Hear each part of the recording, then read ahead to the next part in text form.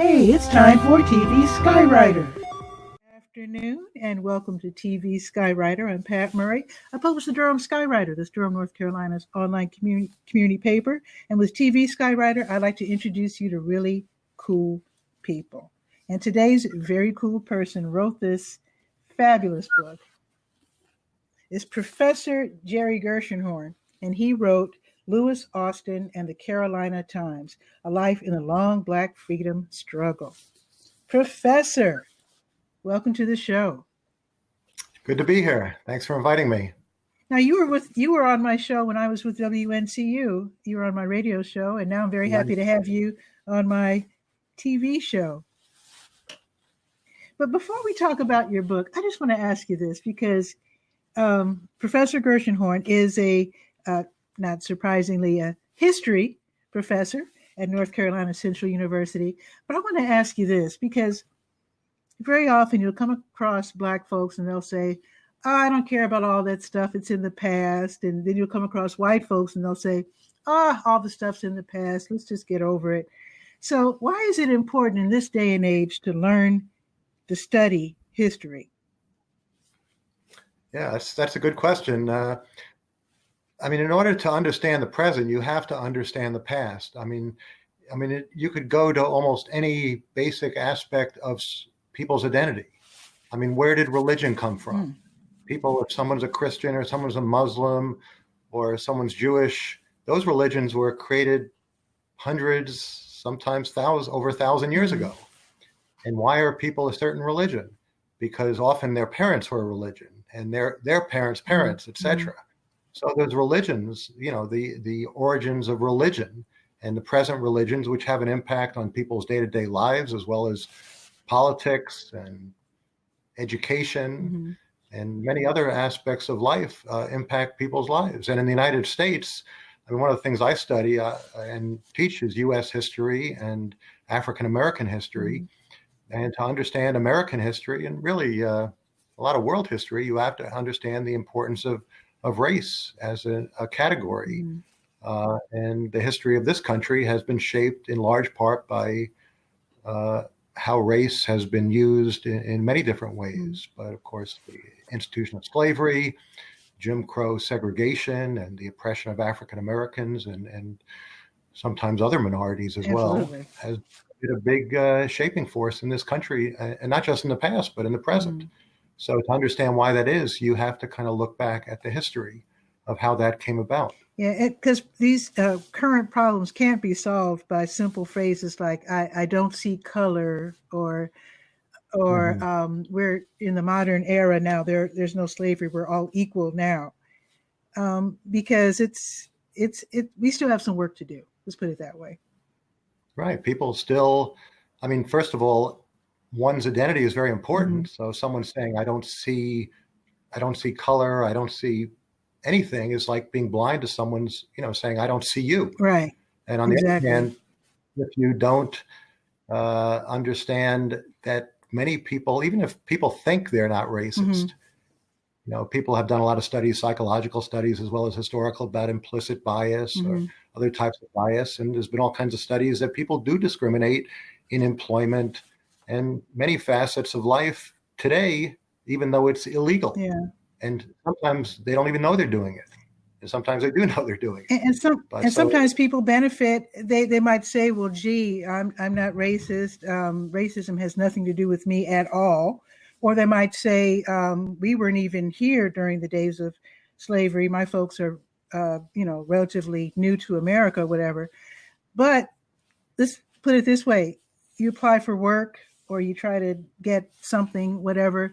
And very often people who might have, maybe they might not be outwardly racist or vehemently racist, but they just might sort of naturally assume that whites are smarter than Black folks. And it might be just something that they might not even call racist. They just might just naturally assume, Right. and even innocently, and a white candidate for a job might get the job over a Black person. And it might be just that, well, he might not realize that he benefited just by being white and just being assumed to be the better candidate, even though he might himself not be racist. Yeah, I think a lot of white people, it's easier for them to be blind to the discrimination that African Americans face, Mm-hmm. but African Americans experience it all the time. So they have to, so some white people say they don't see race, but they have the privilege of not having to be subject to that kind of discrimination. Exactly. Same, you know, if you compare men to women, Mm-hmm. you know, women go out and sometimes it might be a more questionable situation in terms of the possibility of violence. And men never think about it. Unless they think about it, you know, they don't have to think about it. You know, hopefully they do think about it. But that was really brought home. I was watching a video by a let me get the phraseology right, female to male transgender young person who had gone through the transformation and the preparation and everything to become male, and was documenting their progress on YouTube. And I thought it was fascinating because he was a young Black person, and I was fascinated. So I was watching this young person's videos. Upon their ability, growing ability to appear and be accepted as male by the public, he came on camera and was almost in tears because for the first time experienced the fear that he unwittingly, people were afraid of him. He was a big guy and not huge, but you know, what's the word? Athletic. Okay. And for the first time, they realized the fear that women had of him, like on elevators or walking down the street at night or whatever. And he was in tears because he had not realized that that is how that he would give that impression to women, that he was something to be feared. Right. And yeah, so and also I remember, what is that comedian's name? Janet Bell's son.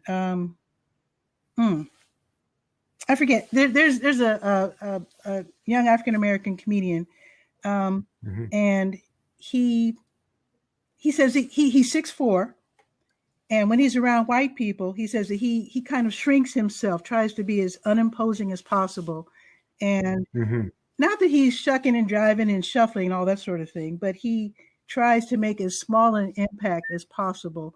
And he says it's almost innate. And it was disturbing when he realized that that's what he was doing. But he was trying not to be imposing, trying not to make white people fear him. So So race is just still really a big part of American life. I don't think it has to be negative. And the same for gender. I don't think it.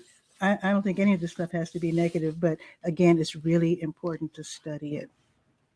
Right. Really, you have to understand what's going on in the past and what's still going on.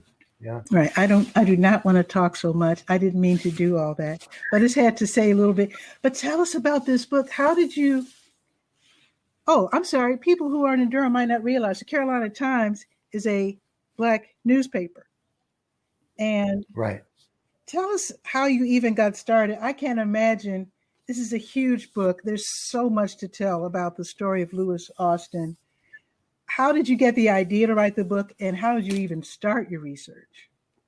Yeah, well, I did my master's degree at North Carolina Central University, and I did it on a totally other topic. I wrote about a historian, Early Thorpe, who taught at NCCU from the 60s into the late 80s. I know who that is. But So when I was doing the research on Early Thorpe, I came across a letter that Early Thorpe had written. He was in the military. He was in the Army during World War II, serving overseas in Italy. So he wrote a letter to the Carolina Times, a letter to the editor. And I don't think I had Carolina Times come on my radar before. I'm originally from New York. So when I came to Carolina, I didn't really know, I didn't know that much about North Carolina history. So the letter was written, and it was actually an attack on something James Shepard, the founder and president of North Carolina Central from 1910 to the late 1940s until he passed. saying that a speech Shepard had made during World War II was, not fully confronting the white political power structure with what was going on. And he felt that Shepard wasn't giving a realistic picture of what African Americans were facing. But anyway, I started looking at the Carolina Times after that. And the editor of the Carolina Times, Lewis Austin, was at least as outspoken as Dr. Thorpe, and even more so. And you start reading his editorials, and they're incredible. He bought the newspaper in 1927, and unfortunately, there were no newspapers actually available. They were put on microfilm, but the first ones on microfilm were 1937. Okay. But anyway, you start seeing in the 1930s, he's outspoken, attacking white officials, and sometimes even members of the Black community as well, if he felt that they were not doing or saying the right thing, in supporting racial justice and equality and those types of things. So he would not hold his tongue. The slogan of the newspaper was "The truth unbridled." I like that. And the truth. I mean, he told the truth, I think, when a lot of newspapers weren't. I mean, the white press, the white daily press in Durham or in Raleigh or in other cities in North Carolina and throughout the South, they generally ignored the Black experience, Black communities. The only time they'd report on them is if they're reporting about something negative, like crime or something like that. I have to jump in. I'm from Chicago, and Northern Press too. Oh yeah. The Chicago Defender, of course, in Chicago, and Yes. I mean, one of the reasons I wanted to write this book actually was because there's a fair amount written about the Northern Black press, and of course, the Northern Black press did have larger circulations and did have a huge impact on the Chicago Defender, the Pittsburgh Courier, but less has been written about the Southern Black press, and now recently there's been more written about the Southern Black press, but one of the other main points I wanted to get across was the role of the Southern Black press in the long Black freedom struggle and the civil rights struggle. A lot of books have been written about the civil rights movement, and some will mention the Black press, but often it's mostly just a mention. It's not the center of the story.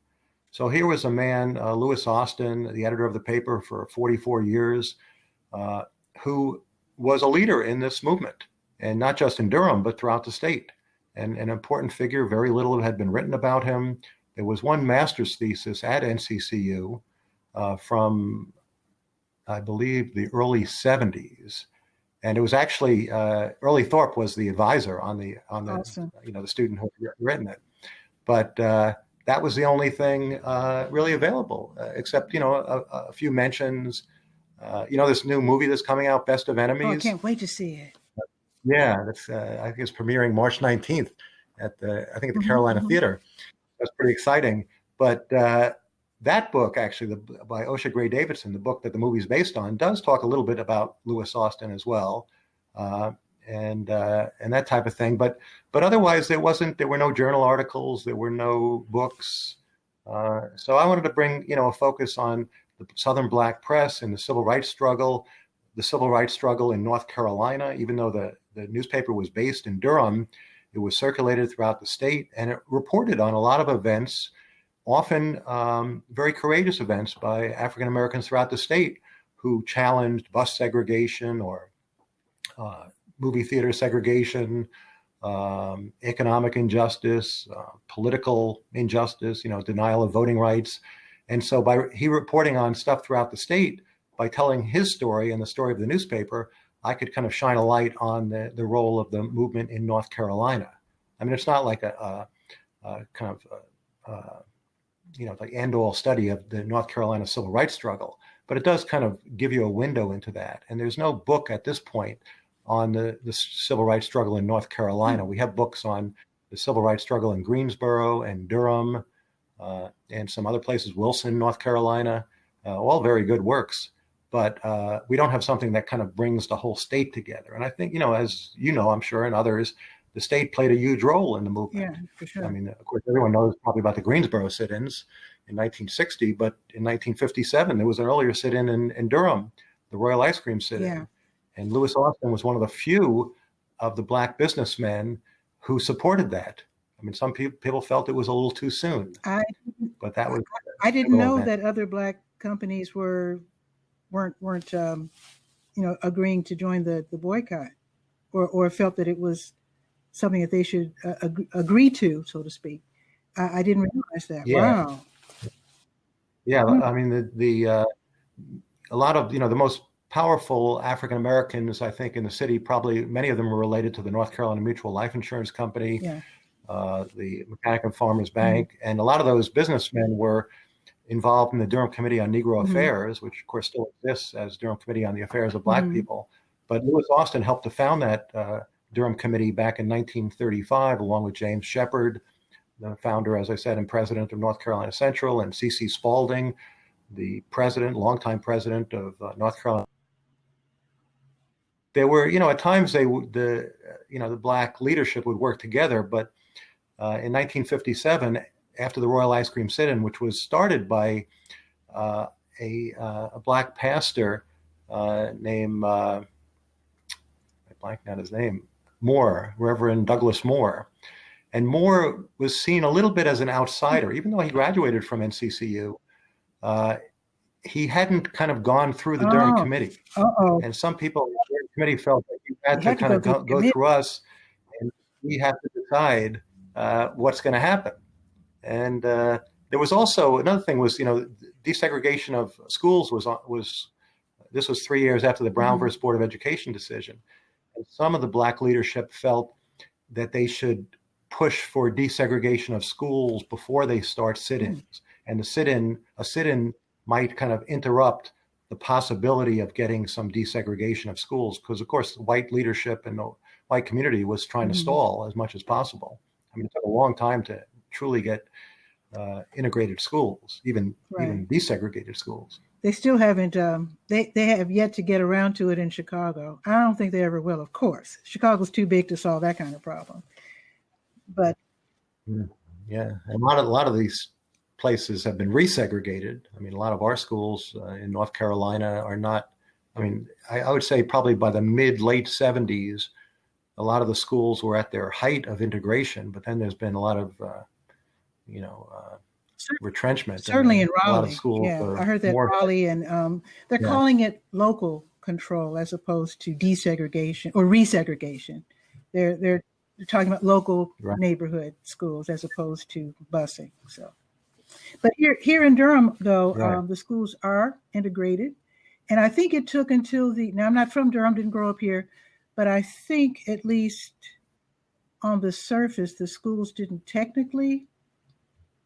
Please correct me if I'm wrong. It took until the 80s. Mm-hmm. Well, it was kind of a convoluted process. The Brown versus Board of Education, the Supreme Court ruled banning the segregation laws in the South, and it took until 1959 before the first Black students went to previously all white schools here in Durham, which included Joycelyn McKissick, who's well known herself, but her father was Floyd McKissick, Floyd McKissick Sr. Now we have Floyd McKissick Jr., who is serving in the state legislature, but his father, Floyd McKissick Sr., was a prominent civil rights leader, and he as well as his wife promoted their children, helping to desegregate the schools. And so his daughter Joycelyn helped to desegregate Durham High School, which was all white then.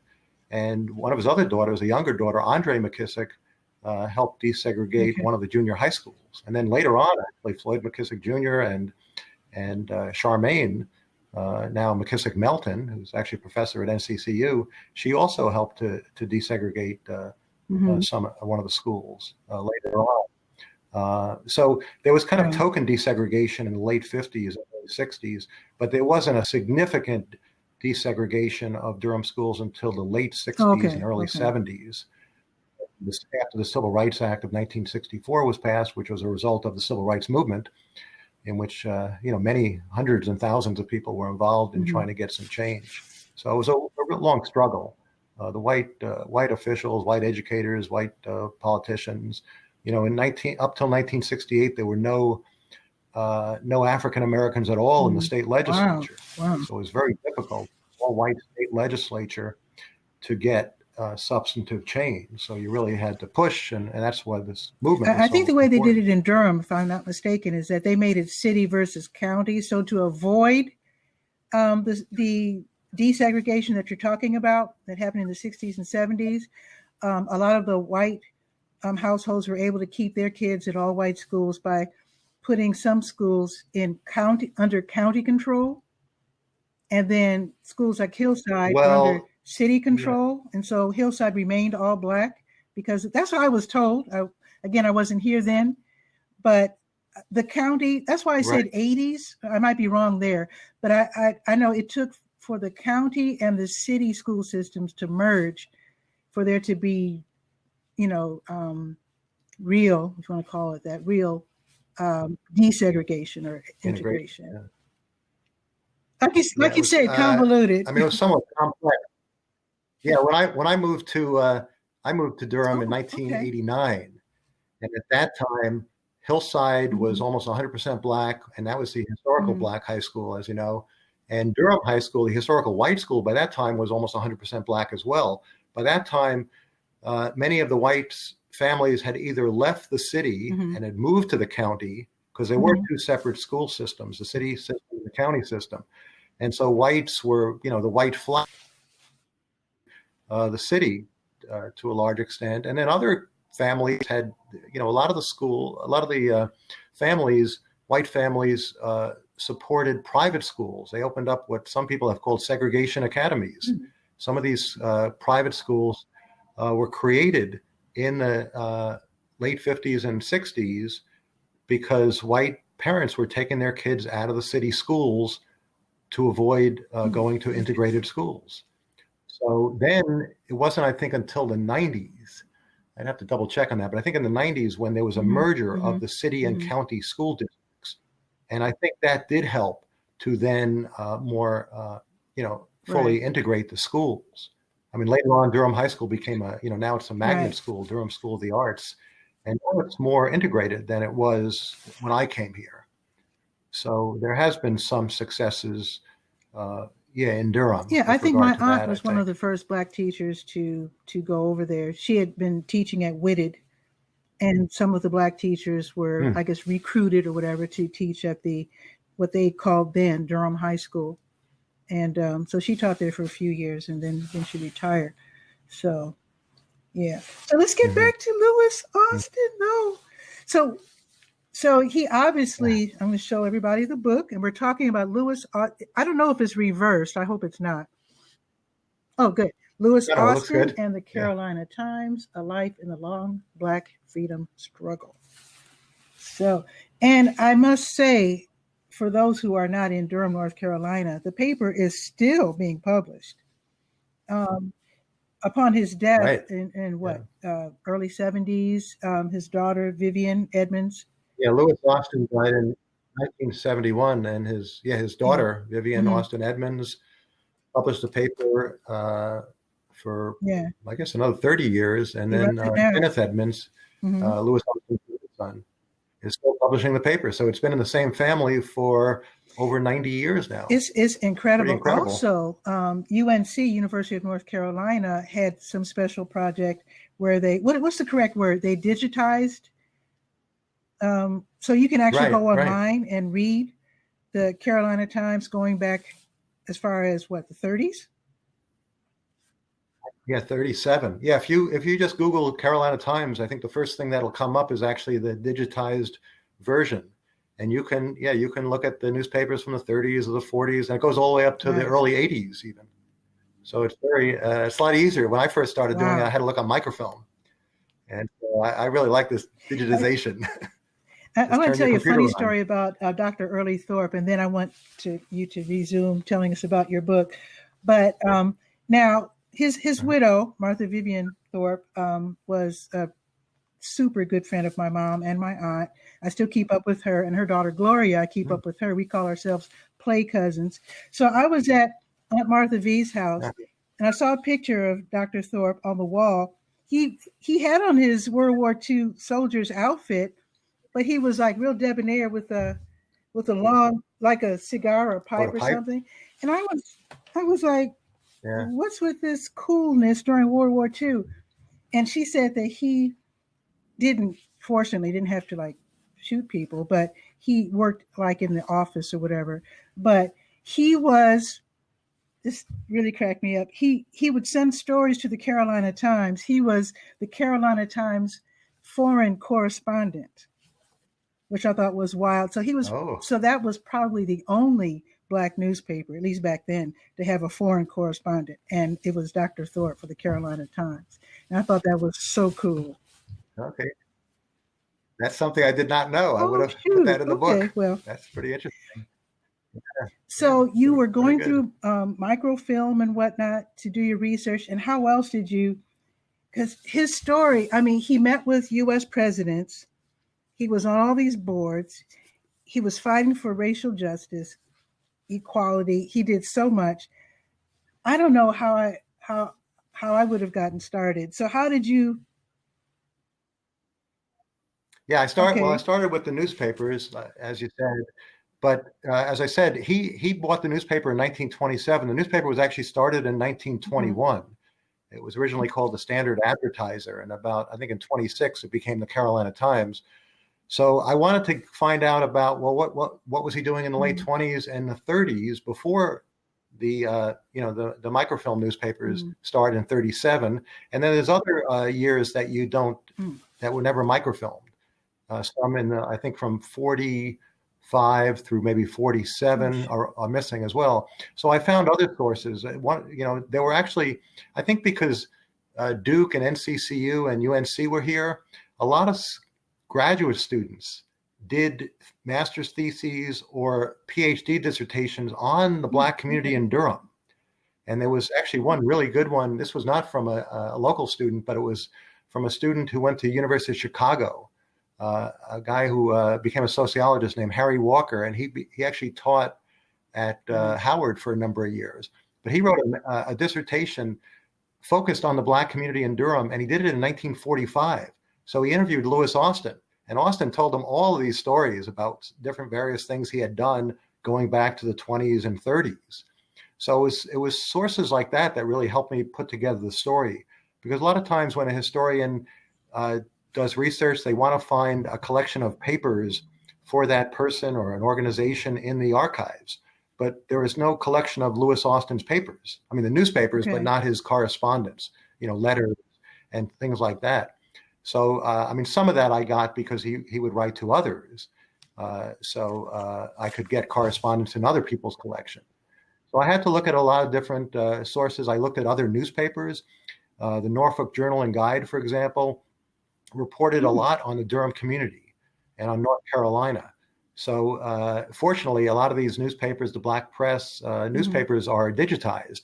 So you can go to a library, and Duke University, for example, has these newspapers on digitized, like the Norfolk Journal and Guide, the Atlanta Daily World, Chicago Defender, Pittsburgh Courier, Hmm. New York Amsterdam News, and stuff like that. Baltimore Afro American, and you put in Lewis Austin's name or his initials, L.E. Austin, and a lot of stories would Nice. pop up. And so I was able to get a lot of stories, that way. And sometimes he didn't report on himself Hmm. in the paper, but others would report. Like in 1947, for example, he was instrumental in staging the first integrated football game in the South Oh, when a right. black team, I think it was a black team, he played a white team from Philadelphia. And Austin was ahead of something called the Hmm. Piedmont Tobacco Bowl. And so he organized it. It was the same year Jackie Robinson broke the color Wow. line in Major League Baseball. So he may have been inspired by that. And, Hmm. there's a lot Hmm. of resistance to it, but he was able to get it going. At one point, he went before, I believe, the city council, and some of the white leaders, they were saying, no, we can't have this. We can't have an integrated game. And he said, Absolutely. well, I've already kind of contracted for it, and I'm concerned they might not just sue me, but they Mhm. might sue you. They might sue the city. So, of course, those white leaders, they didn't want to get sued. So they said, okay, you can have the Wow. game. So, anyway, that was Okay. reported throughout the country, mostly in the black press. Another example was 1934. Uh, Lewis Austin was instrumental in trying to get African Americans to leave the Republican Party Hmm. and support the Democrats. because after Franklin Roosevelt became president, and even actually when he was running in 1932, by that time, the Republicans hadn't really done anything for African Americans in many, many years. Of course, the Republican Party had supported the Reconstruction era amendments abolishing slavery and citizenship through the 14th Amendment and the right to vote in the 15th Amendment. But by the 30s, Republicans weren't really doing much for African Americans. So some Black leaders like Austin said, we need to work within the Democratic Party and especially in the South, in North Carolina, where the Democrats controlled everything, and it was really a one-party region and a one-party state. African Americans wanted to try to register Blacks to vote and get them to vote in the Democratic primary, and then try to get initially white politicians who were a little bit more sympathetic to the Black community elected, as opposed to the more extreme racist candidates. So that's what Austin started to do in 1932. Tremendous resistance by people like Josephus Daniels, who was the publisher and editor of the Raleigh News and Observer, and had been involved in some people may know about the 1898 Wilmington Race Massacre, where many African Americans were murdered, and that was part of a movement to destroy African American involvement in politics in North Carolina. So Daniels wrote, I think about two to 3 weeks every day. He wrote an editorial saying that the Democratic Party is a white man's party, and we can't have African Americans becoming Democrats. And he tried to stop, Austin and others from doing that. But it was kind of the beginning to African Americans increasing their voter registration in North Carolina. And 3 years later, as I mentioned, the Durham Committee on Negro Affairs was formed. And that was also about voter registration and increasing Black influence. And then about a year or two after that, the North Carolina Committee on Negro Affairs was formed, in which Austin played an important role as well to try to increase voter registration throughout the state. And over time, they increasingly had more and more success. So even before the Voting Rights Act was passed, much later in 1965, African Americans in Durham and in North Carolina were starting to elect Black officials, and starting to have more influence than in some other states, I would say. So, do you share this book when you're teaching? Because if for folks who are arriving late, Professor Gershenhorn is a history professor at North Carolina Central University, which we did not mention is an HBCU, by the way, for those who aren't in North Carolina. So, is this part of the curriculum, or is this something that you do outside as a citizen and not a professor? No, I definitely. Well, I've always told the story since I became aware of it. I teach North Carolina almost every semester. In fact, I used to teach in the summers too. And North Carolina history is required to be taught in 4th and 8th grade. So I get a lot of history majors, but I also get a lot of education majors.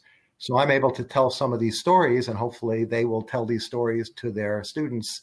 And so these stories will be spread around. So before I had the book, I had published a couple of journal articles about Lewis Austin, and I would have my students to read those.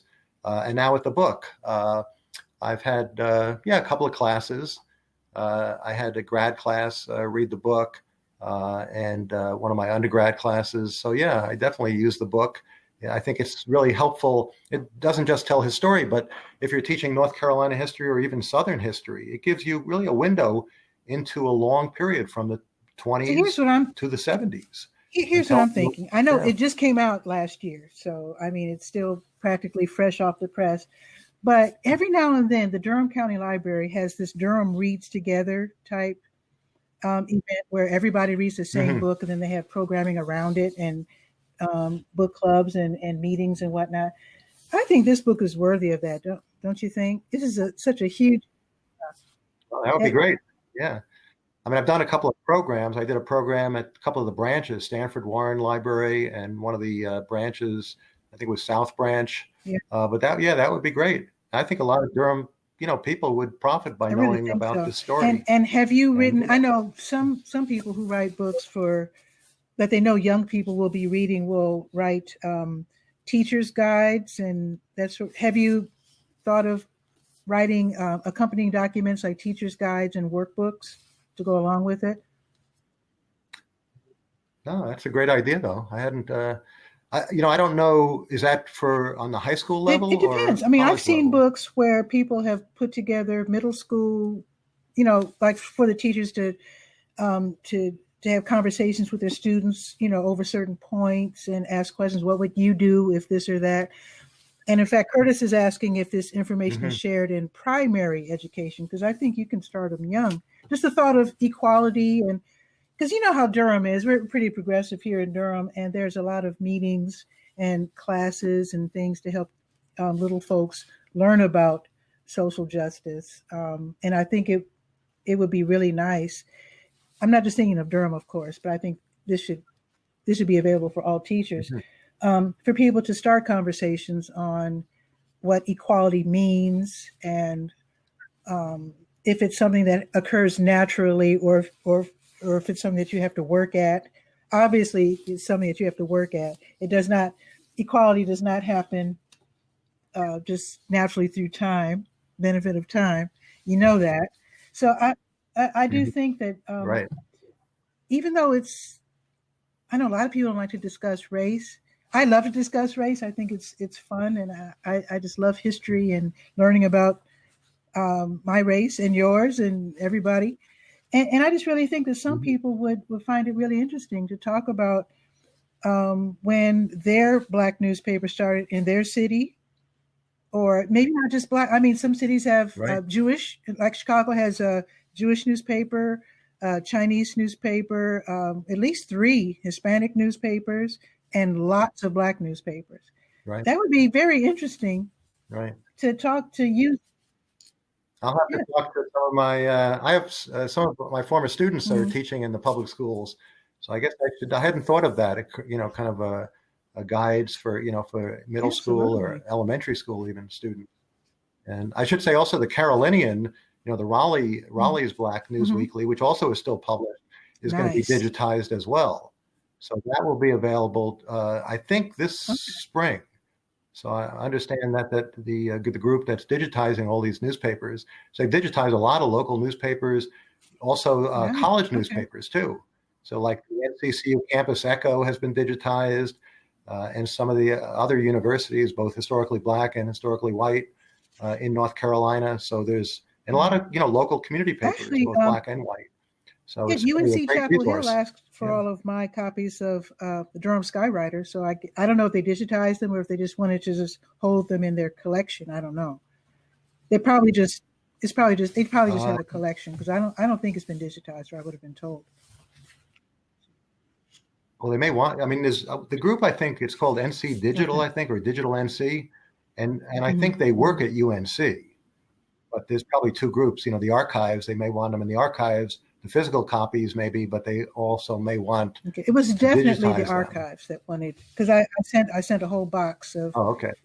one issue per month, and I just sent it to them. Yeah. Oh, But great. how long did it take you to put all of this together? I mean, it's a fantastic, and I love pictures, and I really appreciate that you have some pictures in here. I hate when people put out historical books with no pictures. Well, I got to thank you. One of the pictures is yours. You Oh, were wait a nice enough to maybe remember that you. I think I found it, but it was you were. I think you had the copyright. Or maybe you had someone in your family had taken the picture. It's one of Vivian Edmonds when she was in her 20s, I believe. Oh yeah, right. Because it was in my aunt's scrapbook. Yeah, I just right. thought it was a And I thought it was yeah. a great picture. So, Oh, I never noticed that. Okay. I guess you did get that for me. yeah. Okay. Thanks to my aunt. But also, I got pictures from the University Archives at NCCU, and Kenneth Edmonds, of course, his family. He had photographs. There's one great picture of I don't know if the listeners know Oh about yeah. Paul Robeson. Paul Robeson, the great civil rights activist, but also actor and singer, and he was also a great football player He when he was a was in college quintessential and student an athlete. attorney. Right, an incredible guy. But there's a picture of Mhm. Austin with Paul Robeson, which is pretty interesting. During the late '40s, there's a picture of Austin with Joe Louis, the great boxer, and Ray Robinson, Sugar Ray Robinson as well, from World War II. So there's some interesting photographs in the book I'm as well. curious what you came up with in terms of getting a sense of his personality, because all the pictures of Louis Austin, he's serious and he's never smiling and just all business. And so I asked his grandson, Kenneth Edmonds, who's now the publisher of the Carolina Times, if his grandfather ever smiled. And he said, sure, because he used to take him around everywhere. Wherever he was going, he'd take Mr. Edmonds along with him. And he said, sure, he would smile, not a lot, but he did smile some. So what idea did you get? What kind of sense did you get of Louis Austin's personality? Well, yeah, I also got, Kenneth Edmonds has a lot of amazing stories about his grandfather. And I don't think I put this one in the book. Maybe I should have. But Kenneth Edmonds told me that when I think Kenneth was a child, and his grandmother was making coffee, or it wouldn't have been coffee, it was making something. And so Louis Austin whispered to Kenneth, tell her it's no good. Tell her it tastes terrible. just as a joke. And as a little practical joke. But the thing that is in the book is that Louis Austin, when he was a student, he went to the predecessor of North Carolina Central. It was called the National Training School. He was going there in about 1920, 21. And when he was going to school there, apparently he and some of his friends played practical jokes. They apparently took a piano somehow and put it on top of a building and did some other practical jokes. And so much so that James Shepard, Dr. Shepard, the president and founder, refused to give Louis Austin and his friends their diplomas. And so they didn't get their diplomas apparently till several years later. He called them into his office and gave them his diplomas. So he actually withheld the diplomas. So they had a pretty interesting relationship. Because Austin, supported the school. He was always a big supporter of the school.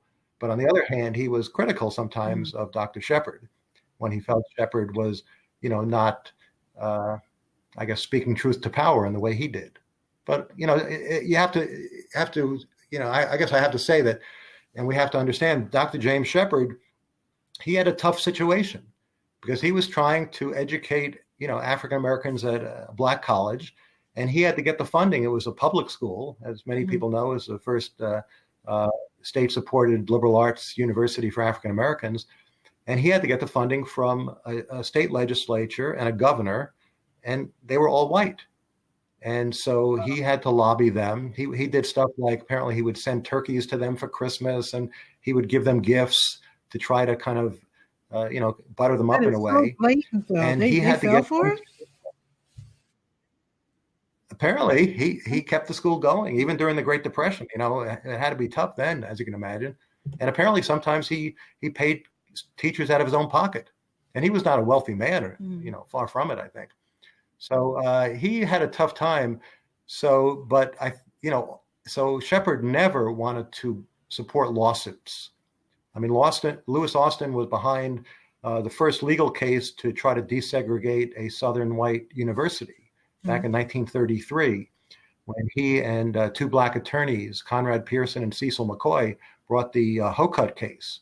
And a student named Thomas Raymond Hocutt wanted to go to pharmacy school, and there was no pharmacy school at NCCU or any black institution. So they decided, well, we'll apply to UNC and try to break the color line in 1933. And that was the first case that was brought. So Dr. Shepard opposed it because, a number of things, but, one thing, if he came out publicly supporting it, he probably would have lost funding. So he opposed it, and he refused to give the transcript. I mean, Hocutt was at NCCU as an undergrad, and Dr. Shepard wouldn't give the transcript. And that was one of the things that, torpedoed the case. So it was a complicated situation and a difficult situation for black leaders. Mr. Austin, apparently, so he did have a bit of a sense of humor, but he was very determined in fighting for social justice for black folks and for Americans in general, but especially with the emphasis on African Americans. And he apparently knew how to it amazed me how he was able to influence so many people. And that's why I was asking you about his personality, Mhm. because he got to the point where he was being like serving almost as like counsel to U.S. presidents on Black issues. And it just, again, not having ever met him, I was just wondering what kind of guy he was, because his accomplishments were such that it's almost he accomplished his accomplishments could have been spread among 4 or 5 different men. I think that's how. Right. And of course, he didn't do these things by himself. He Mm, had a lot of support in the Black community. And he was someone who really had support at times from the Black business community, but also from, the mm, working class. And some of the working class felt that the, Black business community didn't always have their best interests in mind. Uh, I mean, like with the Royal Ice Cream case, and later on, many of the students in the 1960s, the student protesters from NCCU and other schools, they singled out Lewis Austin as mhm. the older leader who they kind of saw as a mentor to Yeah. them. Howard Fuller, who was seen as some saw him as more militant in the Mhm, mid to late mhm. 60s, and who would say things like, I'm not going to turn the other cheek anymore, in the face of white violence and that type of thing. But Howard Fuller Mm. and Lewis Austin were very close. 100%. Howard Fuller's office was right almost next door to Lewis Austin's, and Howard Fuller told me that he said Lewis Austin was, he was someone we emulated, and we would ask for advice. So Austin was able to kind of bridge the gap. Sometimes someone who's coming from an earlier era is not able to kind of make transitions to the next era, but he was a leader in the movement with younger people back in the 20s and Yeah. 30s, and also all people of all ages, and into the late 60s And it's and amazing until because his he death. was born in 1898. It's just incredible to Hmm. me that he was that hip. Yeah, I mean, I think a lot of it comes. I mean, this is something Kenneth Edmonds, as well as his daughter, Vivian Edmonds, told me the story about when he was a young man, and his father had he was from Enfield, small town in Okay. Halifax County, and his father had a barbershop. And so one time, Lewis Austin, I tell the story in the book, Lewis Austin and some other kids apparently were trying to make some money by shining customers' shoes. And this was a Oh, barbershop for whites. So okay. white people were coming in Mm. to get their haircut. And so Lewis Austin heard some other kids, older kids, saying something to the customers to try to get some money by giving someone a shoe shine. So he mimicked them, and he went over to them and said, "Shine, Captain, shine, shine, Captain, shine," like calling these people captains, Mhm. the white people captains. And so Lewis Austin's father immediately grabbed him, and apparently Lewis Austin's father was in the middle of shaving a white customer. In those days, they used a straight edge, so that'd be pretty sharp. Uh, and so he grabbed his son and said, don't let me ever hear you say that again. No man is your captain. You're the Mm. captain of your own soul." And so his father was a really kind of I strong-minded like that. person as well, and he taught his son really well. And Lewis Austin never forgot those lessons, and he wouldn't put up with stuff. I mean, he had to transfer out of a school when he was in high school at one point because he went into the principal's office and told him that the school was not what it should be and this type of thing.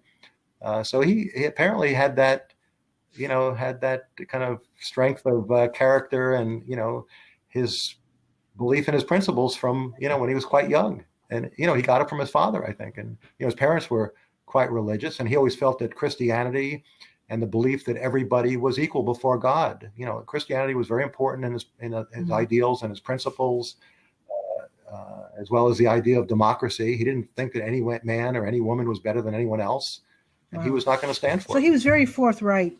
And I'm wondering if, I know he had that quiet strength. He wasn't outgoing and flamboyant. And I'm wondering, do you think he ever got his just due in terms of being recognized for his achievements before he died? Well, in the black community, he did. I mean, he got an honorary doctorate from Okay. NCCU, and they had toward the end there were banquets Good. given in his honor, and so I think he did Okay. to some degree, but not really what he truly deserved. But people spoke about him, people of his generation and even the next generation, and he was, they really many of them, I think, idolized him. He was, a pivotal figure. Some of them said he was the number one figure in terms of civil rights for Yes. North Carolina. So it's unfortunate at times. Here was a man who lived from 1898 to 1971. I think had a huge impact. But then, 2, 3 decades later, people coming up, they don't necessarily know about this person. I mean, the movie that's coming out about Anne Atwater. I mean, a lot of people wouldn't know about Anne Atwater, but she was also a Exactly. powerful person too. I mean, a lot of powerful people came out of North Carolina and of Durham, and it's good that we're going to hear about Anne Can't wait. Atwater. I Can't think. I wait. hope Now it's the a good movie movie. is called The Best of Enemies, and we're talking about two people on opposite sides. We're talking this happened in Durham, and you're going to see the movie probably, but you might not realize the connection. But we're going to tell you that there was a black lady, a mom. She was, low income. There was a white man. He was a leader of the Ku Klux Klan. This is during the time of very tough time in Durham, talking about school desegregation. They're on opposite sides. They both wanted to serve their community, each one in his own way, his or her own way. And they realized that they had to somehow find common ground and work together, which is an amazing thought in and of itself. And Right. And Anne Atwater and yeah, C.T. it's Ellis became incredible. friends. Could you tell us now? You mentioned twice the ice cream boycott, and of course, those of us who aren't in Durham, I do know the story. But if you could tell us what was going on with the ice cream parlor, it was on North Roxborough Street, and it does have a historic plaque at the site as we speak. Right, right. Yeah. So this was an ice cream parlor owned by a white owner. He was a lot of people remarked that he was Greek. He was of Greek heritage, um, and they served whites and blacks, but segregated. And blacks could not sit down. And it was in the area was, I think, significant, if not Yeah, predominantly black. yeah. Partly a It's right black over there by area. Union Baptist And Church, so that over there, Roxborough. right, right. That kind of rubbed a lot of African Americans the wrong way, even beyond segregation. That this was, predominantly a black community, and why are we being treated this way? So in 1957, uh, Reverend Douglas Moore, he and several of his members of his congregation, who were young people, some of them Asbury Temple, students. right? So yeah, Asbury, right, Asbury, Yeah, yeah. right, Asbury Temple. And they went over to the Mhm. Royal Ice Cream Parlor. Several young men and women, and they asked to be served They went inside, and right? to Because be treated. again, I'm not from here, but I Yeah, was told that black people couldn't even enter. The white people could go in and sit down, and the black people had to go around the back and order from the window. So takeout right, only. right, right. And so I think what happened was, I think the owner was flustered, didn't know what to do, and I think he told the manager or assistant manager to speak to them and tell them they were not going to serve them. Hmm. And then they called the police. And so the 7 were arrested and taken to jail. And in fact, Virginia Williams, one of the Royal Ice Cream 7, I a know woman her. named Virginia Williams, she tells a story that they were bailed out, but Lewis Austin went down there as fast as he could. He wanted to be the one to bail them out. And as I said before, some of the black business people thought this was a little too soon for this type of direct action. But Lewis Austin went down there to bail him out, but they'd already been bailed out by some anonymous person. They said she didn't know Hmm. who it was still, and Lewis Austin was really angry that he hadn't gotten to bail them out. But in any event, there was actually, I think it was William Marsh was one of the attorneys, some Mhm. black attorneys, and I think Floyd McKissick may have been involved as well, defending the 7. But ultimately, what happened is they were fined uh, and that was it. But that was it for the time being. Then in 1960, when the sit-ins began in Durham, and they began in Durham 1 week after the sit-ins began in Greensboro, where you had students from NCCU, and those students from NCCU, one of them asked Lewis Austin, "What, we're thinking about doing a sit-in at the Woolworth on Main Street downtown. What do you think?" And of course, Austin was absolutely supportive, and they started the sit-in 1 week after, on February 8th, 1960, and then pretty soon after that, protesters started renewing the protest at the Royal Ice Cream Parlor to try to integrate it once again. And eventually, I think, as Virginia Williams said, we shut them down because they refused to integrate. I think they did like a half measure where African Americans were able to sit down, but they didn't integrate the seating. And eventually they boycotted it, and they had a boycott in the community because, there was an ice cream parlor, but they also used to sell the ice cream wholesale to other places and stuff like that. And the Black community boycotted them, and they were forced to go out of business. Yeah. Now Miss Williams spoke during the Dr. King birthday celebration that Moms Rising has at Northgate Mall every year. And so she spoke maybe like 3 years ago. And she said that they had to make the decision whether to integrate or go out of business. And he just really did not want to serve Black people. And he elected, they did shut him down, but he made the decision that he would rather close than serve Black people. So he made that decision. Right. And and I've heard of other businesses, even to this day, even in places like Chicago, people make these decisions that they don't want Black business. And it's to this day. Let me tell you one thing. There was this gentleman who, he was white. He was a professor at Malcolm X College. Malcolm X is on the west side of Chicago. And there is a newspaper that's very much like Indie Week called the Chicago Reader. And he was wondering, why isn't the Reader available? Like on the south side, you can get the Reader in Hyde Park, which is integrated, University of Chicago area, and, a couple other neighborhoods. On the west side, on the near west side where Malcolm X College was, you couldn't find the Reader. And he, being white, felt free to ask the white business owners who he thought would have carried the Reader. He said, "Why aren't you carrying the Reader?" Because it's such a popular, again, it's like Indie Week. Everybody looks for it every, the end of the week. Yeah. And they said, the advertisers really don't want Black business. Simple as that. So they would rather not advertise in a way that Black people would see the ads and be alert of their businesses, because it was as simple as that. They just did not want Black business. Right. Sometimes people think that, well, money rules everything, but people are so irrational that they'll lose business because of their irrational racism. And sometimes they make the decisions too late. Crocs was you're from New York, about, I think New York, do you have Crocs or do you have Brentano's, the bookstore? Oh, we had Brentano's years ago. I think they're out. Okay, because Chicago had a store called Crocs and Brentano's. And I remember seeing Brentano's in New York. But anyway, they never had Crocs and Brentano's in any Black community. It was always in the, downtown and the white suburbs and whatnot. And they finally opened one in Hyde Park, a branch in Hyde Park, which again was like maybe 40-40 Black and white. And then the other percentage was like Asian and one or two Hispanic.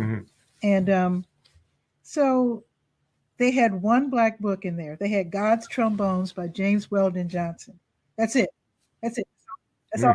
That's an old one. And so the Black folks were like, is that it? Now, at this time, Crocs and Brentano's was in danger of going out of business because, just like now, Borders went out of business. Now we're just down to Barnes and Noble. Yeah. So Crocs was in danger. They were really in danger. So when they finally relented after all the Black protests to start carrying more Black books, there was like a run on the store. And I mean, people were buying books like crazy. It's like Black folks are like, oh my God, finally. And if they had realized the buying power of Black folks and the fact that they probably didn't know that we could read, I don't know. But if they had decided to have books in areas where everybody could buy books, maybe they would have lasted another decade. Who knows? Well, it kind of reminds me when we were talking about people not or claiming not to see race. It's really people are not seeing the other people. Yeah. They're so unconscious, they don't even think about, well, why don't we have books about African Americans here? If they had been a little conscious and you would think people selling books would know about this stuff. But yeah, unfortunately, it's not always the case. Yeah. People are not thinking. So how is your book, again, Lewis Austin and the Carolina Times, so how, what kind of response are you getting in terms of like sales and interviews and promoting the book? And how is it doing? Well, I think I've got a nice response. I've gotten some good reviews. It was reported in the Durham Morning Herald and the News and Observer. Of course, Kenneth Edmonds of the Carolina Times has been an unquestionable supporter. Sure. He's been great. He actually published a lot of ads for the book and stuff like that. So I got a couple of nice reviews from a couple of academic journals as well. And the book actually won a prize. It won the North Carolina Literary and Historical Association gave it what's called the Reagan Old North State Award for Nonfiction this year. Nice. So the best nonfiction book. What they do is the best nonfiction book published by a North Carolinian. So even though I've only been here 30 years, I guess I'm a North Carolinian. Right. And I mean, in terms of sales, I think it's doing pretty well, but I haven't seen, recent numbers. It's not on the bestseller list. It might be. that would be nice. But I'm hoping at some point it would come out in a paperback. I mean, at this point, it's in a hardback, and the price is like at Amazon. Well, the list price is $34.99, but at Amazon it's a little bit cheaper. And actually, if you buy it from UNC Press, the publisher, they usually offer 40% discounts. So you can actually get a better deal directly from University of North Carolina Press. Yeah, they often, they have different codes, but they usually put them on their website. If you just go to UNC, I think it's uncpress.org, they often have a pretty good, I mean, for a while, sometimes Amazon has a deal on it. Like at one point, Amazon had it for like about $20. Then it went up. They somehow fluctuate the prices. I don't know, based on how it's selling. Somehow they have some rubric or method or metric or something. But anyway, I've been very pleased. I did a reading at the Regulator in Durham, at Flyleaf Books. The Museum of Durham History. That's where I saw it a couple weeks ago. Museum of Durham History. Oh, and I should mention that Museum of Durham History has an exhibit on Lewis Austin and the Carolina Times, and I hope everybody should go see it. It was put up in December, and I had something to do with curating it, as well as Jeanette Schaefer, who's the operation manager of the Museum of Durham History, and it'll be up through the end of March. And we consider it part, Durham City, the city of Durham is having its 150th birthday this year. And so I think Lewis Austin and the Carolina Times, of course, is a huge part of that 150 years. I mean, it's been published, as I said, for over 90 years now of that history. So it's one of the things you can do to familiarize yourself. Either get the book, go to the museum, or I do both. hope that you're able to at least consider putting together some teacher's guides, though, for middle school and high school, and maybe college. Yeah, right. I mean, it's already part of the college. I'm sure college professors probably don't need teacher's guides, right? I don't know if. Well, sometimes they do. For some textbooks, they often, textbook publishers, like if you're teaching a U.S. history or African American history or a world history class, often they do have a lot of extra stuff they give you. And now a lot of the stuff's online, of course, but they do a lot of that stuff. I mean, one of the hopes for the book is that people will see it as, college professors, as well as maybe high school, as a way to teach the history of the civil rights movement in North Carolina or in the South. One of the readers Glenda Gilmore, who's a professor at, actually retired from Yale University, she wrote a nice blurb for the book in which she said it would become hopefully required reading for college students. So that would be nice. Now, you were going to hold up another book that you wrote that was published in 2004.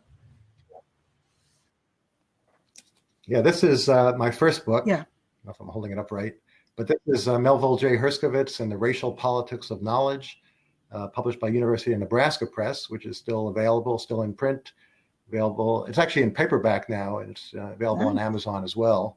And it's actually a book about an anthropologist, Jewish anthropologist, who during the early and mid 20th century was essentially, I would say, one of the trailblazers in studying African studies and African American studies.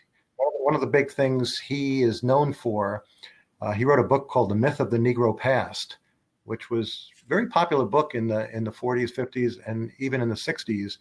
And the idea was that a lot of scholars had said at that point that African culture did not influence African Americans, not just in the US, but throughout the Americas, people of African descent. And of course, it makes sense that, of course, culture would be influential, but some people argued that African culture had been destroyed on the Middle Passage, on the slave ships, because, of course, slave traders and slave owners wanted to destroy African Americans, personalities, identities, and just make them into docile slaves. But of course, people of African descent resisted and held on to their many aspects of their culture. I mean, you don't forget your beliefs, even under extreme circumstances. You don't forget your language. You don't forget other aspects of your culture. And of course, this is kind of accepted now. But Herskovits was one of the scholars and really public intellectuals who was kind of spreading this idea based on his research. He did research in Africa, in the Americas, and not just, he didn't actually do that much in the United States, but in places like Brazil and Suriname and Haiti, where there's a large influence of people of African descent in all of those places. So that's kind of what the book. He was also very important in developing African studies as a discipline in the United States. Many scholars, white scholars, said that Africans had no history. Part of the racist mentality that Africans had no history, no culture, et cetera, et cetera. And there were basically, it was a few Black intellectuals who were teaching it at HBCUs, people like William Leo Hansberry, who taught at Howard University and taught some of the first African studies classes going back to the 1920s. And of course, Carter G. Woodson, some people may know, the founder of the Journal of, originally it was called the Journal of Negro History, now the Journal of African American History, and founder of the Association for the Study of what's now called African American Life and History. But they were operating in a situation where most white scholars, rejected the very notion of African history and African culture. I have a bunch of old magazines that used to belong to my granddad. He was a college professor in South Carolina, and I still have them. They're from the early Charles Jacob Harris, and he was he loved history and talked about it a lot, but he was a music professor at South Carolina State. And he was very interested in Black history. And actually now some of our family, what I call treasures, paper treasures, are actually part of the North Carolina collection now. I gave my granddad's papers and my aunt's papers and pictures and stuff to the library for safekeeping. So people can do research and stuff. Okay, great. He had a letter from W.E.B. Du Bois with his autograph, which is pretty cool. But I still have his magazines going back from like to the early 1900s, dealing with, because a lot of people, I was very happy to see, now this is a strange thing to say, but a lot of us were, I guess, kind of implicitly taught that Black folks were resigned to their lot as slaves and just went along with it until they were freed, and then yay, we're happy now.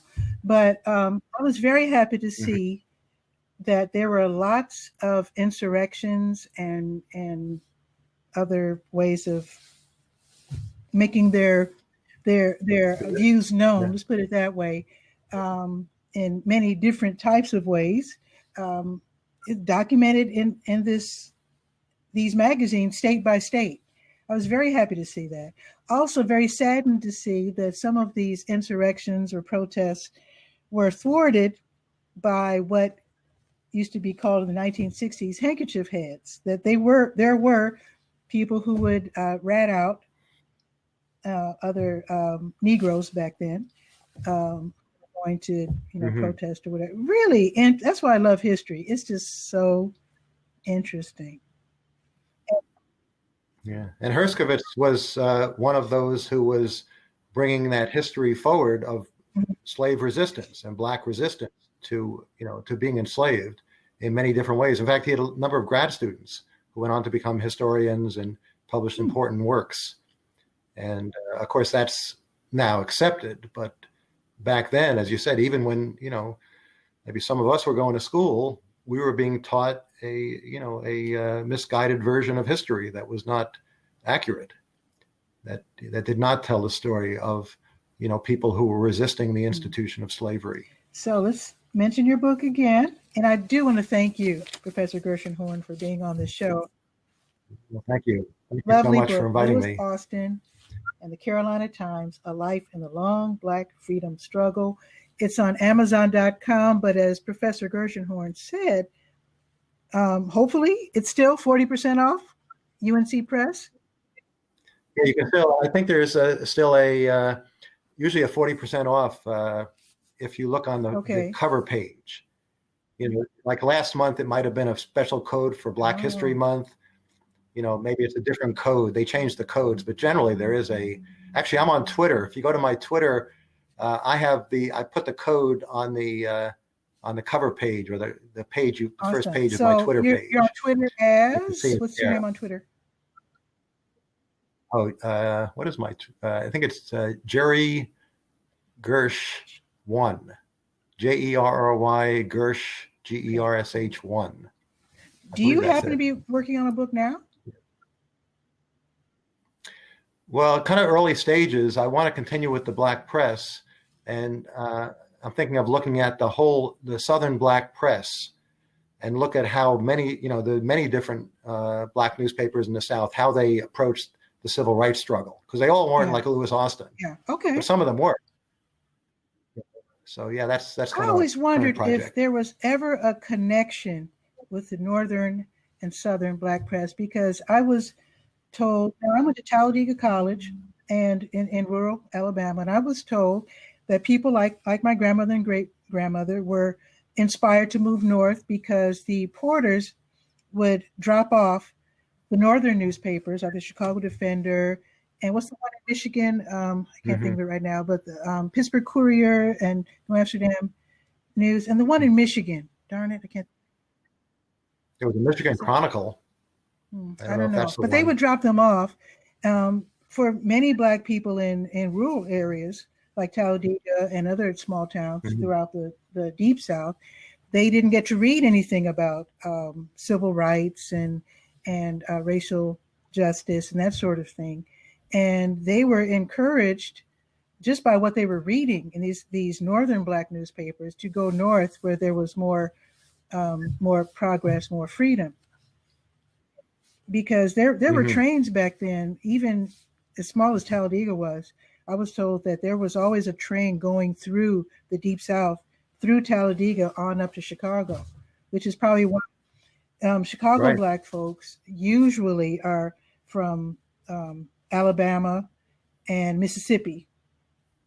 Whereas I think that there's a lot of people in the Northeast, and their folks might be from like Florida and maybe South Carolina, Georgia.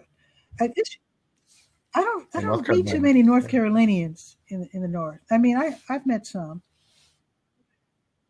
But we have a lot of students who have connections with they're in North Carolina, but they have family connections in New York, New Jersey, Philadelphia. I'm from Chicago. And I think you're right. Yeah. The migration That's followed the train lines. Yeah, right, exactly. Yeah. But there were papers in Alabama even, the Birmingham World, for example, a few newspapers. There were and they were connected. There was an organization called the National Negro Press Association.